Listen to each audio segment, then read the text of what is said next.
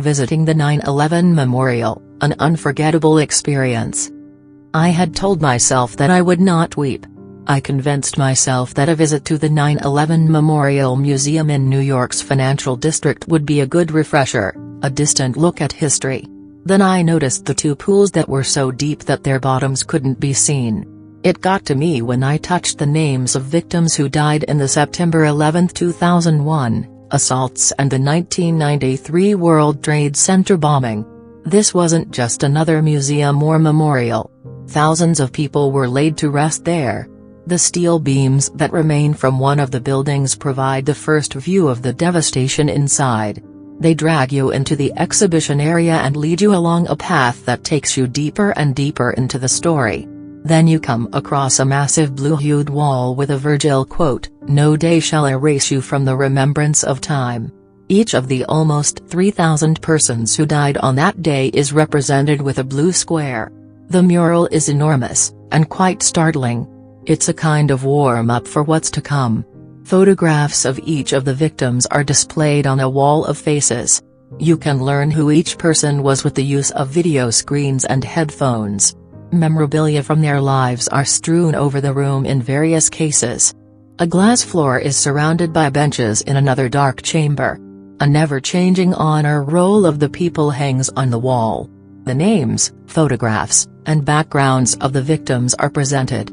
Occasionally, a voice, from a friend, a family member, or an acquaintance, speaks out and tells you about the mothers, fathers, brothers, sisters, and friends who have passed away.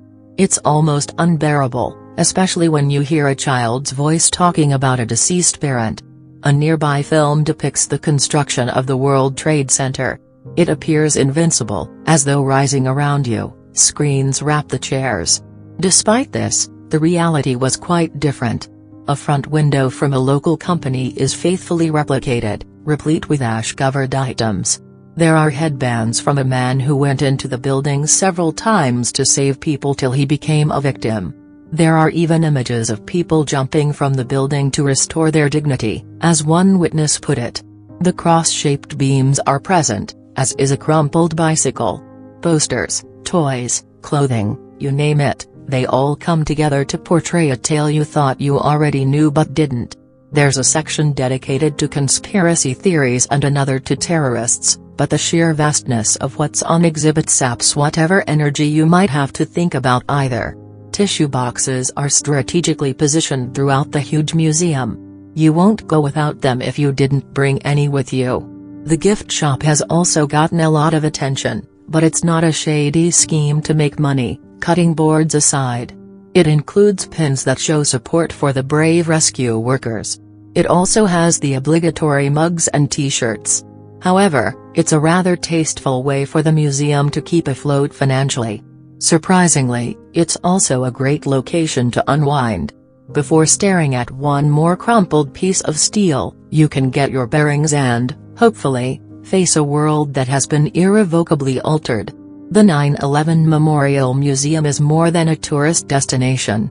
But then, neither was September 11, 2001, simply another day.